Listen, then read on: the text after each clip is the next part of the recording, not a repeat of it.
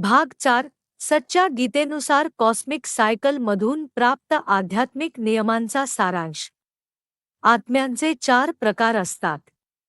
प्रकार 1. परमपुरुष किंवा परमात्मा फक्त संगम युगात अवतरणाद्वारे जन्म घेतो, ब्रह्माच्या शरीरात आणि आत्मा क्रमांक 0 या रूपात मानववैक्षाच्या मुळाशी राहते. त्यानंतर आत्मे सोल पॉवरच्या विपरीत क्रमाने उलट्या वृक्षावर स्थित असतात.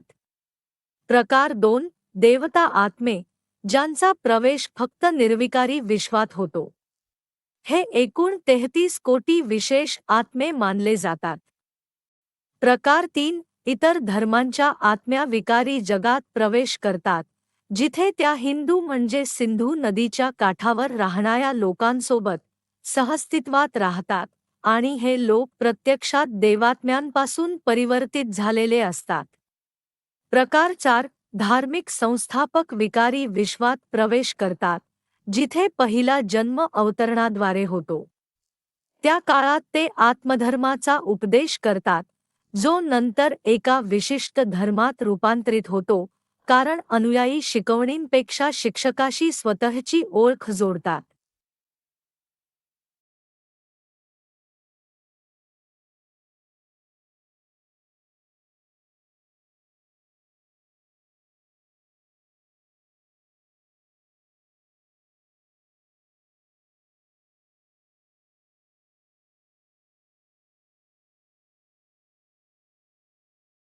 आध्यात्मिक सारांश. आत्म्याची एनर्जी म्हणजे विचार किंवा आत्म्याची अवस्था आणि त्यातून तयार होणारी कर्मिक अवस्था हे सर्व युग किंवा वेळेनुसार बदलते.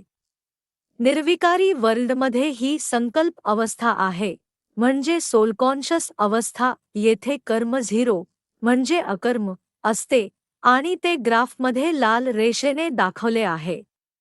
विकारी वर्ल्डमध्ये ही विकल्प अवस्था आहे, म्हणजे बॉडी कॉन्शस किंवा रोल कॉन्शस अवस्था. येथे कर्म नेगेटिव्ह म्हणजे विकर्म असते आणि ते जोडणाऱ्या काळ्या रेषेने दर्शवले आहे. वर्तमान ट्रान्झिट वर्ल्ड म्हणजे डायमंड वर्ल्ड मध्ये 2 विकल्प असतात. पहिला विकल्प योग विकल्प श्रेष्ठ संकल्प अवस्था आहे, म्हणजे गॉड कॉन्शस अवस्था. येथे कर्म पॉझिटिव्ह म्हणजे श्रेष्ठ कर्म असते आणि ते पिवळ्या बिंदूपासून निघणाऱ्या लाल रेषेने दाखवले आहे. दुसरा विकल्प भोग विकल्प पश्चाताप अवस्था आहे, म्हणजे बॉडी कॉन्शस अवस्था. येथे कर्म क्रॉसच्या रूपात मानले जाते आणि ते पिवळ्या बिंदूपासून निघणाऱ्या काळ्या रेषेने दाखवले आहे. मुख्य गोष्ट अशी आहे की कर्म करताना आत्म्याची अवस्था कशी आहे.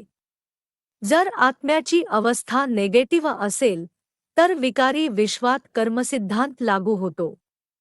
जर आत्म्याची अवस्था पॉझिटिव्ह असेल, तर निर्विकारी विश्वासाठी स्क्रिप्ट तयार होते, जिथे आत्म्याची अवस्था नेहमी 0 अर्थात कर्मातीत असते. क्वांटम फिजिक्सच्या सिद्धांत संकल्प से सृष्टी अर्थात प्रकृती नुसार सुखाची व्याख्या अशी आहे की ही अनुभूती प्रत्येक आत्म्याला निर्विकारी दुनियेत सोलकॉन्शस अवस्थेत निरंतर होत राहते. हीच अनुभूती आत्म्याला गॉडकॉन्शस अवस्थेत वर्तमान संगमयुगा दरम्यानही होते. विकारामुळे उत्पन्न होणारा विकल्प या अनुभूतीत अडथळा आणतो आणि तोच दुःखाचं कारण बनतो. मायक्रो लेव्हलवर सोलची स्क्रिप्ट पुरुषाच्या कॉन्शस माइंड आणि सबकॉन्शस माइंडला नियंत्रित करते. तीच पुढे जाऊन प्रकृतीची स्क्रिप्ट नियंत्रित करते. ही गोष्ट थ्योरी ऑफ एव्हरीथिंग म्हणजे व्हायब्रेशन्सची थ्योरी यांच्या आधारावर समजावली जाऊ शकते. हीच पुढे जाऊन कॉस्मिक सायकल अर्थात कालचक्र यासाठी एका वैज्ञानिक थ्योरीचा आधार बनू शकते.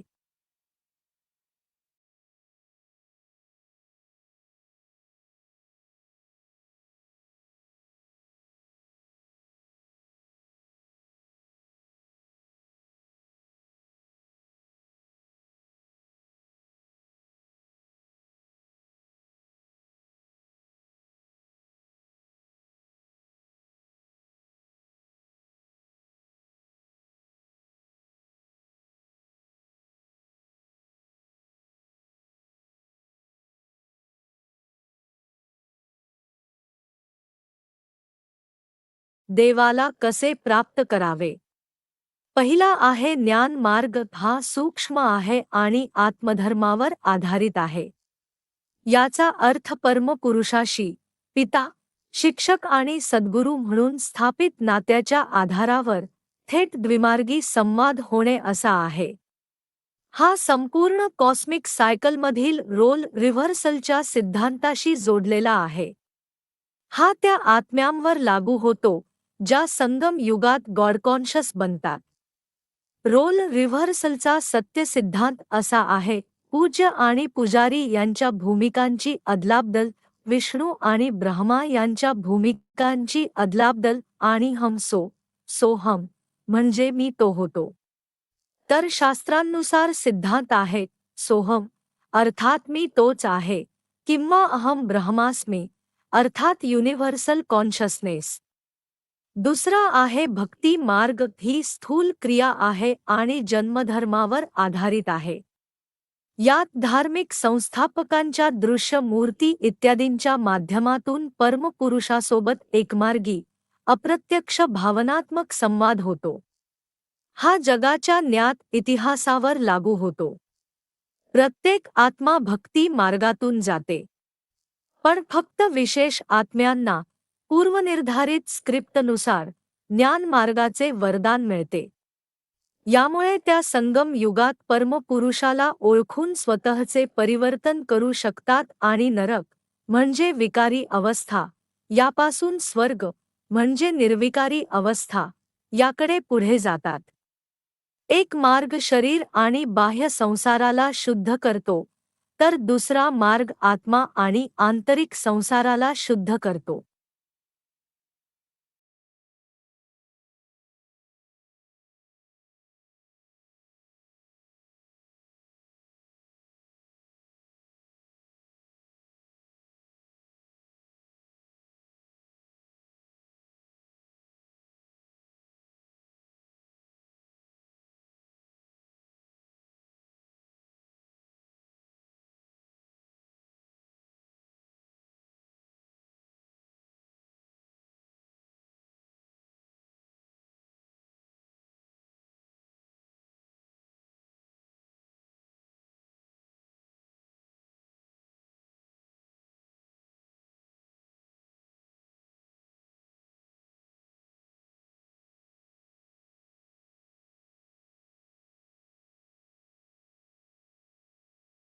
अध्यात्म संगम युगात आत्म्याची यात्रा आहे, ज्यात आत्मा बॉडी कॉन्शस अवस्थेतून सोल कॉन्शस अवस्थेत येतो.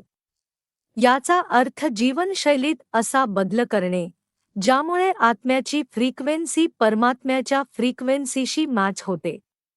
अर्थात कॉन्शस माइंडच्या माध्यमातून सबकॉन्शस आणि अनकॉन्शस माइंडमध्ये बदल घडवणे म्हणजे गॉडकॉन्शस होणे.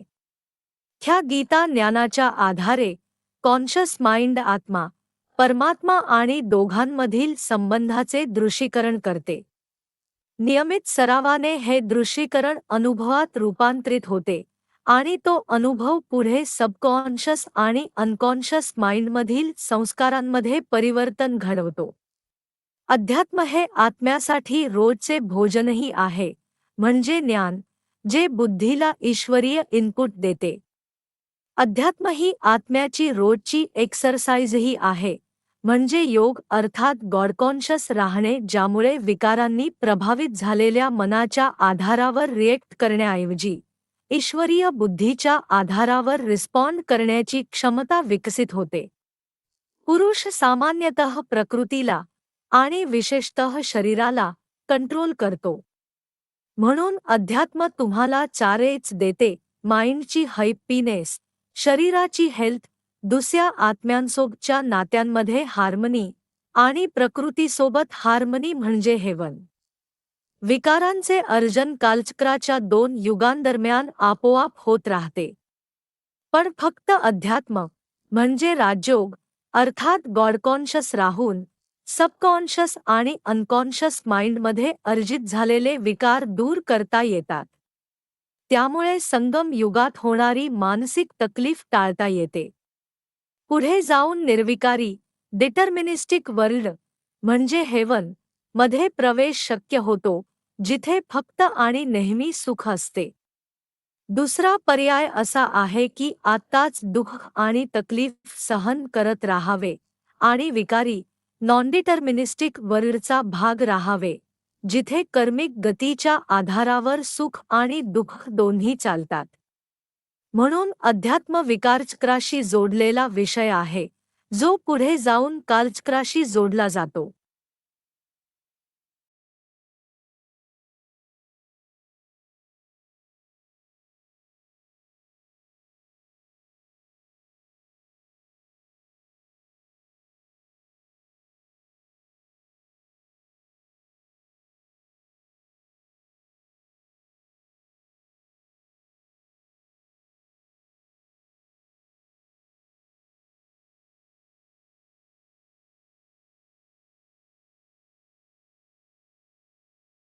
नियम सारांश 4 कॉस्मिक नियम या ड्रामाला शाश्वत कॉस्मिक सायकल म्हणजे कालचक्र बनवण्यासाठी उत्तरदायी आहेत.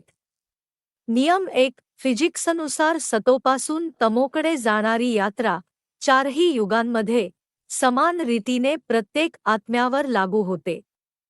हिला काळ्या बिंदीदार रेषेने दर्शवलं आहे.